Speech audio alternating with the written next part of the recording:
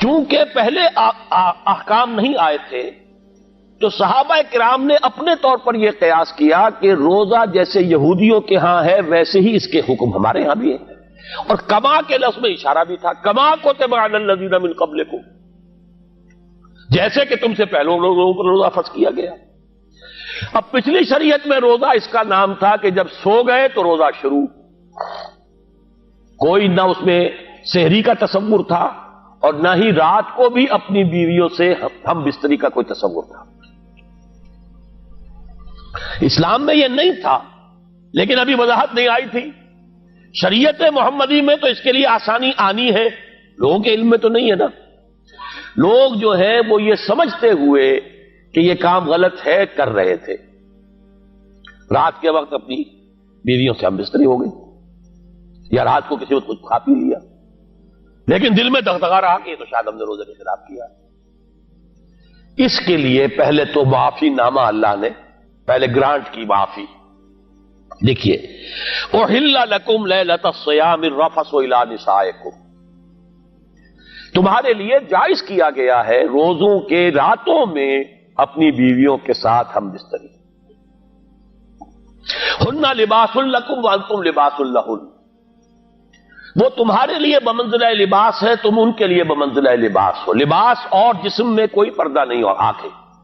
اسی طریقے سے بیوی اور شوہر میں کوئی پردہ نہیں۔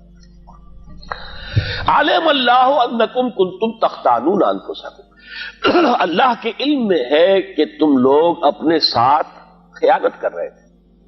بڑا پیارا انداز، تم سمجھ رہے تھے کہ گناہ ہے کر رہے تھے، حالانکہ گناہ نہیں تھا، لیکن تمہارے علم میں نہیں تھا نا۔ جیسے یہ کہ کوئی شخص جو ہے وہ اگر فرض کیجئے کہ وہ سمجھ رہا ہے کہ یہ میں گوشت کھا رہا ہوں بکری کا یا گائے کا، ہے وہ سور کا، لیکن وہ تو سمجھ رہا تھا نا بکری کا کھایا ہے، کوئی گناہ نہیں ہوگا اس پر۔ اور جو شخص بکری کا گوشت کھا رہا ہے یہ سمجھ کر کے یہ سور کا کھا رہا ہوں تو وہ تو سور ہی کھا رہا ہے۔ اس اعتبار سے فرمایا علم اللہ انکم کنتم تختانون انفسکم، تم اپنے آپ کے ساتھ خیانت کر رہے تھے، لیکن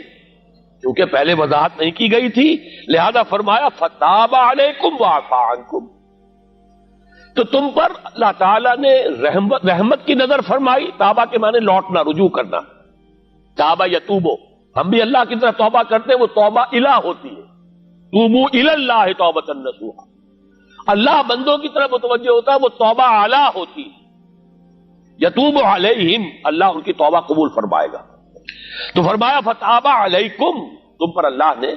نظر رحمت فرمائی، وعفا عنکم، اور اب تک جو بھی کچھ تم نے کوئی غلط کام اپنے خیال میں کیا ہے اسے معاف کر دیا۔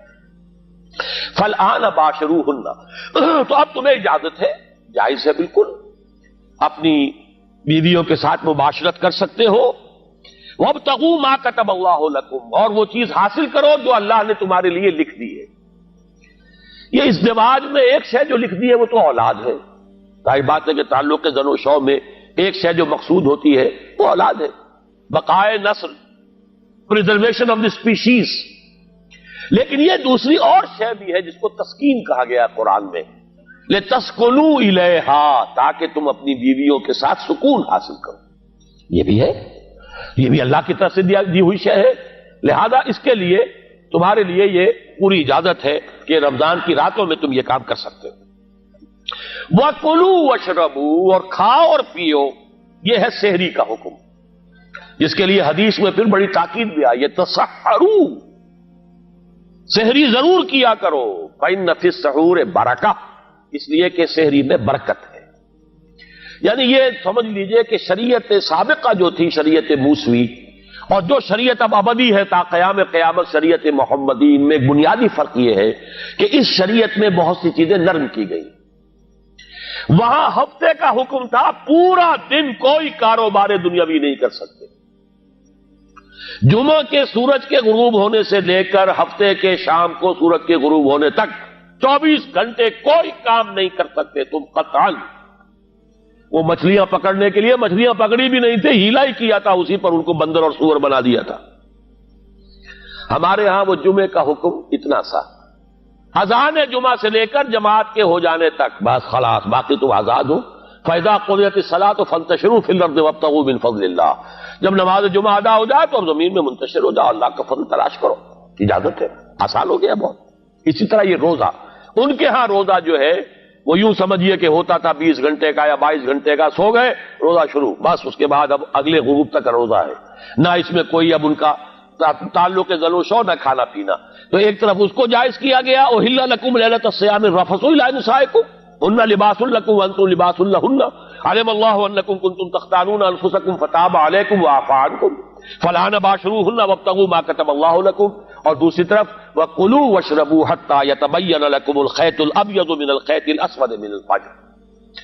اور جب تک فجر کی سفید دھاری سیاہ دھاری سے ممیز نہ ہو جائے تم کھانا پینا جاری رکھ سکتے ہو۔ یہ پاؤ پھٹنے کے لیے گویا کہ تعبیر ہے، جب عین مشرق میں وہ سفید سی لکیر نمودار ہو جاتی ہے، اب وہ بالکل علیحدہ ہوتا ہے، یہ سیاہ دھاگا، یہ سیاہ تاریکی، اور اس کے بعد یہ سفید دھاگا نکل آیا ہے، یہ ہے کہ اس وقت تک تم کھانا پینا جاری رکھ سکتے ہو۔ یہ سحری کا یوں سمجھیے اختتام سحر ہے۔ وَكُلُوا وَاشْرَبُوا حَتَّى يَتَبَيَّنَ لَكُمُ الْخَيْطُ الْأَبْيَضُ مِنَ الْخَيْطِ الْأَسْوَدِ مِنَ الْفَجْرِ ثُمَّ أَتِمُّوا الصِّيَامَ إِلَى اللَّيْلِ،